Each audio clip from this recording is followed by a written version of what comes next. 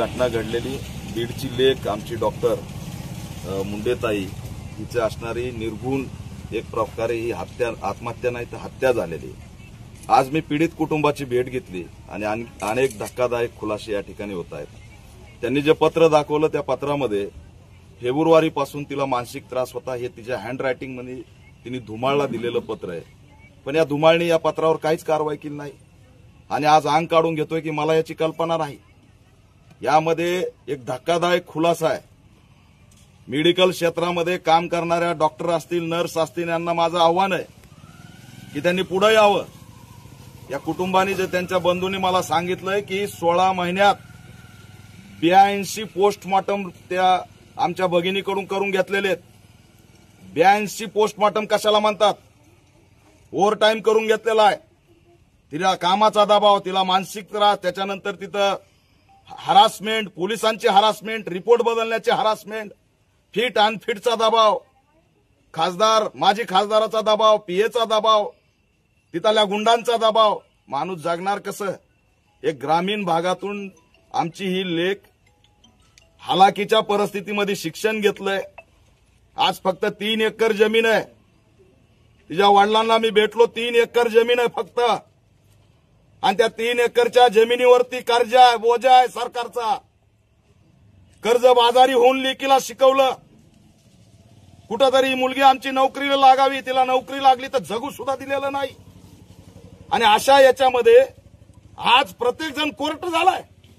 मुख्यमंत्री स्वतःला न्यायाधीश समजायला लागलेत। आरोपीला क्लीन चिट, उघड क्लीन चिट दिली जाते। हे कशाच्या बळावरती? हे गंभीर आहे।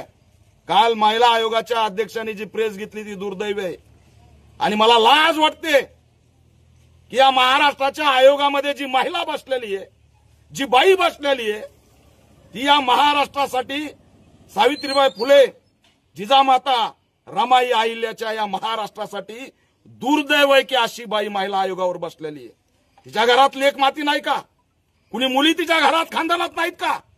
आज आमची लेक जीवन तिच्या चारित्र्यावर बोलताय। लाज का वाटली नाही या आयोगाच्या अध्यक्षाला?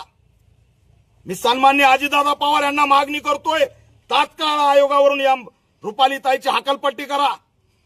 आरोपीला वाचवाय निघालात। मी चौकशी केली तर त्या आईला आणि बापाला साधा फोन नाही आयोगाच्या अध्यक्षाचा, साधी विचारपूस नाही, इथं येऊन भेट नाही, पीडिताकडून काही माहिती घेतलेली नाही, आणि प्रेस घेऊन तुम्ही म्हणता तिचं चारित्र्य खराब होतं। ही प्रेस ऐकल्यावर, तिच्या आई बापाने आत्महत्या केल्यावर त्याला कोण जबाबदार राहील? या असणाऱ्या रुपालीताईचा व्हीडीआर सीडीआर चेक करा आणि हिला सुद्धा असणार त्या आरोपीच्या बाजूने बोलल्यामुळे आणि आमच्या भगिनीचं चारित्र्यावर संशय घेतल्यामुळे सह आरोपी करा, अशी ऑल इंडिया पॅंथर सेनेची मागणी आहे। आमची मागणी आहे की या कुटुंबाला पूर्ण उद्ध्वस्त केलंय। तिच्या आयुष्यभराची कमाई सगळी संपली, तिला संपवलंय, उघड्यावर पडलंय कुटुंब। भावाचं, कुटुंबाचं शिक्षण, जबाबदारी सगळी आमच्या या भगिनीवर होती। आज त्यांनी काय खायचं? यांना असणारं 1 कोटीची मदत सरकारने त्या ठिकाणी केली पाहिजे आणि भावाला त्या ठिकाणी कुटुंबात शासकीय नोकरी अधिकारी स्तरावरती दिली पाहिजे, ही सुद्धा आमची मागणी आहे। येणाऱ्या 3 तारखेला आम्ही असणारं फलटणच्या पोलीस स्टेशनवरती धडक देणार आहेत, कुणालाही सोडणार नाहीत। लपवायचा प्रयत्न करू नका। हे सगळे बाहेर आले पाहिजे ज्यांनी ज्यांनी आमच्या लेकीचा जीव घेतलेला आहे। आणि सगळ्यांना आव्हान करतोय मी कवडगाव मधून की मानवतेसाठी सुद्धा कधीतरी लढा। अरे आमच्या भगिनीच्या चितेवर राजकीय पोळी भाजण्याची चूल कुणी मांडू नका।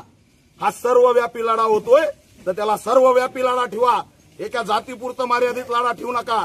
आताच आमच्या मुस्लिम वसीम शेखनी काल कॅन्डल लावून आमच्या भगिनीला त्या ठिकाणी श्रद्धांजली शेकडो लोकांच्या ह्याच्यात वाहिली। ही कन्या फक्त एका कुणाची नाही, ही पूर्ण महाराष्ट्राची जिजाऊ, रमाई, अहिल्या आणि सावित्रीबाई फुलेची लेक आहे। त्याच्यामुळे या आरोपीला आम्ही सोडणार नाहीत आणि कुठंतरी पोलिसांची जी भ्रष्ट यंत्रणा सुरू झाली। का बरं?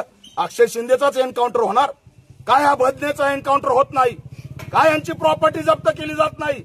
कोण दबाव आणणारा खासदार, त्याचा कारखाना का जप्त केला जात नाही? हा प्रश्न सुद्धा आम्ही या ठिकाणी सरकारला विचारतोय। उघडायचं काम गृहमंत्र्यांनी करू नये असं आव्हान करतो आणि रुपालीताई यांना आव्हान करतो की पीडित कुटुंबाला भेटा आणि अजितदादा पवार यांना आवाहन करतो की यांची हकलपट्टी करा.